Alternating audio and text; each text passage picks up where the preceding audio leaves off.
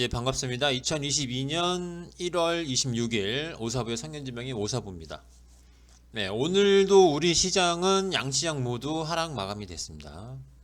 예, 장중에 장 초반이죠. 예, 장 초반에는 뭐 상승 흐름이 나타나기도 했었는데 결국에는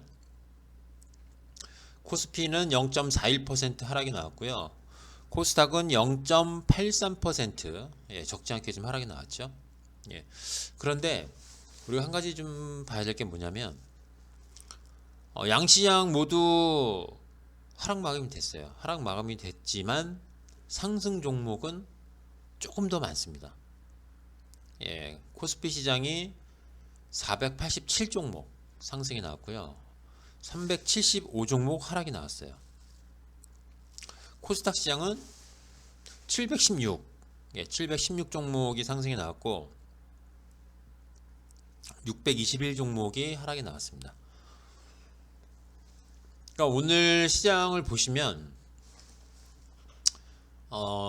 수급 동향을 잠깐 먼저 좀 볼게요. 여기 보시면 외국인이 2451억 매도가 나왔고 기관이 167억 매도가 나왔습니다.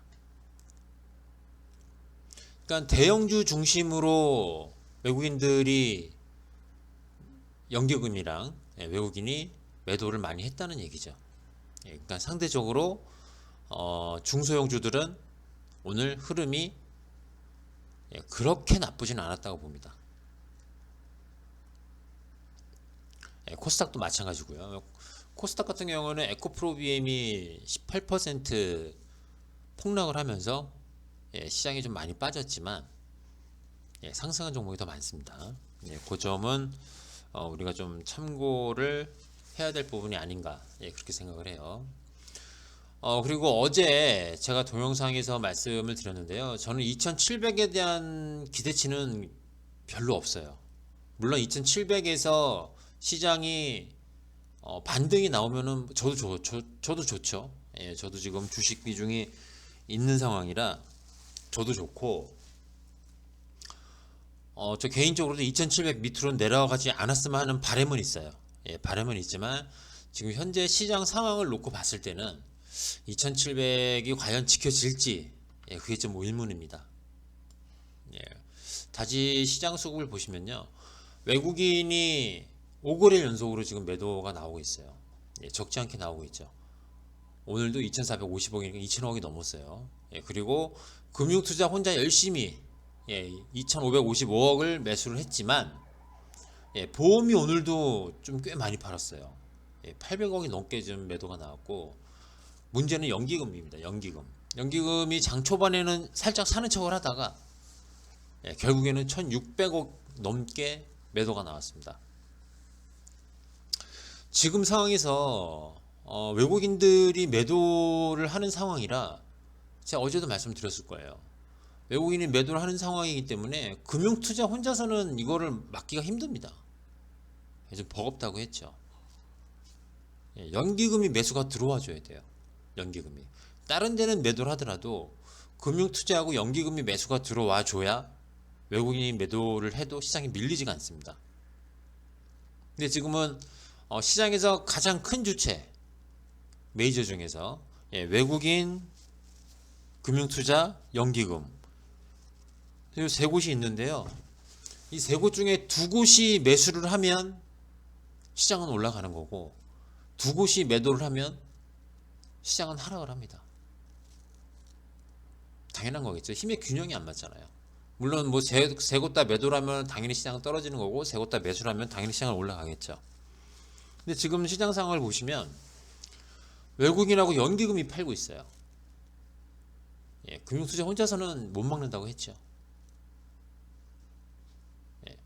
연기금이 지금 2700 시장지수가 오늘 2709에서 마감이 됐는데 연기금이 지속적으로 저렇게 매도를 한다는 거는 제가 봤을 때는 시장이 2700을 지켜내기가 쉽진 않을 것 같아요. 외국인은 앞으로 뭐 당분간은 팔 가능성이 높다고 말씀드렸죠. 3거래를 연속으로 한쪽 방향으로 매도를 하면 한쪽 방향으로 매매를 하면 그 방향으로 계속해서 매도를 할 가능성이 높다고 말씀을 드렸어요. 근데 오늘 외국인이 또 매도를 했죠. 내일도 아마 외국인은 매도를 할 가능성이 높습니다. 연기금도 마찬가지예요. 연기금도 내일 뭐 미국 시장에 따라 좀 틀리긴 하겠지만 미국 시장을 중립으로 놓고 본다면 연기금은 내일도 매도를 할 가능성이 커요. 그러면 금융투자는 내일 매수를 하겠죠. 그럼 오늘하고 수급 구도는 크게 변화가 없을 거예요. 미국 시장이 중립이라고 봤을 때. 그러면 내일 시장도 크게 기대하기는 좀 어렵습니다. 외국인이 매수로 전환이 되든가 연기금이 매수로 전환이 되든가 둘 중에 하나는 매수로 전환이 돼야 내일 반등이 나올 가능성이 좀 높고, 설령 오늘 밤 미국 시장이 다시 하락을 한다고 해도 외국인이나 연기금 중에 둘 중에 하나만 매수로 전환이 되면, 금융투자가 내일도 매수한다는 가정하에 둘 중에 하나만 매수로 전환이 되면 오늘 밤 미국 시장이 만약에 하락을 한다고 해도 내일 우리 시장은 견고하게 좀 버텨주거나 아니면 반등이 나올 가능성이 큽니다. 근데 오늘까지만 놓고 보면 외국인하고 연기금은 내일도 매도를 할 가능성이 높다. 그렇게 보셔야 돼요. 그렇기 때문에 저는 2700에 대한 기대가 없다는 게 수급 구도를 보면 그래요. 기술 분석도 물론 중요하죠.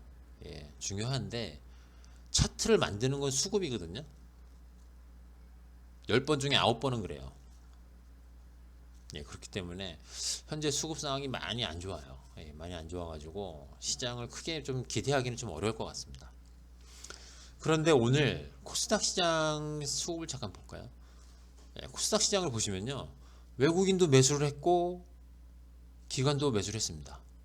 근데 시장은 0.83% 하락이 나왔어요. 왜 그러냐면 아까도 살짝 말씀드렸는데요, 시가총액 상위 종목을 좀 잠깐 좀 볼게요. 코스닥 시장에서 여기 보시면요, 시가총액 1위 기업인 셀트리온 헬스케어가 1.4% 하락이 나왔고요, 2위 기업인 에코프로비엠이 무려 19%대 폭락이 나왔습니다. 물론 뭐 위메이드가 뭐 8%대 상승이 나오긴 했지만 하락한 쪽 여기 딱 10위권 안에서만 보면 하락폭이 훨씬 더 크죠. 그나마 중소형주들이 시장 대비 좀 선방을 해가지고 요 정도 떨어진 거지.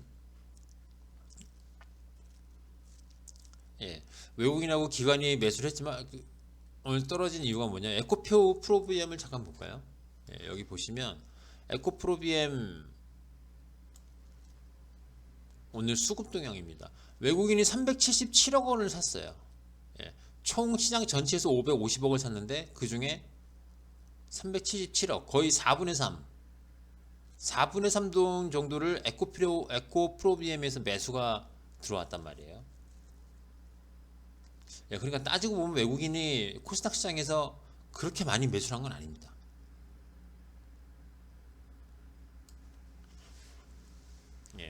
그래서 오늘 코스닥 시장은 지수 왜곡이 조금 있다고 보셔야 돼요. 물론 많지는 않아요. 에코프로비엠이 시장에서 차지하는 비중이 2%도 안 되기 때문에 그렇게 많지는 않지만 어느 정도는 약간의 지수 왜곡은 좀 발생을 한 게 아닌가, 그렇게 생각을 합니다.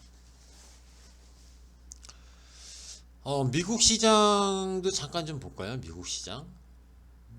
미국 시장 나스닥만 볼게요. 나스닥만. 다우가 먼저 펼쳐지네. 다우를 좀 볼게요. 다우는 제가 봤을 때 여기서 더 떨어지기는 좀 힘들 것 같아요. 여기가 얼마죠? 33,000이죠. 지금 현재 지수가 34,300 정도. 33,000 밑으로는 내려가지 않을 걸로 생각을 합니다. 왜냐면 물론 큰 대형 악재가 터지면 뭐 물론 폭락을 하겠죠. 근데 그런 상황이 아니라면 다우지수 같은 경우에는 떨어지면 사요. 떨어지면 밑골이 계속 길게 달죠. 떨어지면 사서 올리고 떨어지면 사서 올리고. 근데 나스닥을 보시잖아요. 나스닥을 보면 어젯밤, 그젯밤이죠. 그젯밤에는 밑꼬리를 쭉 달면서 쭉 올려가지고 상당히 좀 긍정적이었는데 어젯밤에는 다시 떨어졌습니다. 2%대 하락. 이게 차트로 봐서는 별로 안 떨어진 것 같은데요, 지수를 보면요 2%대 하락이면 꽤 많이 급락이 나온 겁니다. 급락. 이제 뭐 기술주들 대형주들이 이제 실적 발표를 시작을 했잖아요. 예. 실적이 잘 나오면 모를까 나스닥 시장은 당분간은 좀 어려울 거예요. 상대적으로 다우에 비해서는. 예. 그동안 많이 떨어졌으니까 뭐 기술적인 반등은 나올 수 있어요. 예. 기술적인 반등은 나올 수 있는데 제가 봤을 때는 나스닥 시장이 뭐 그렇게 좋을 것 같지는 않아요. 예. 그리고 우리 시장이 나스닥 시장에 영향을 많이 받는다고 많이 받는다는 점을 좀 감안을 하게 되면 예.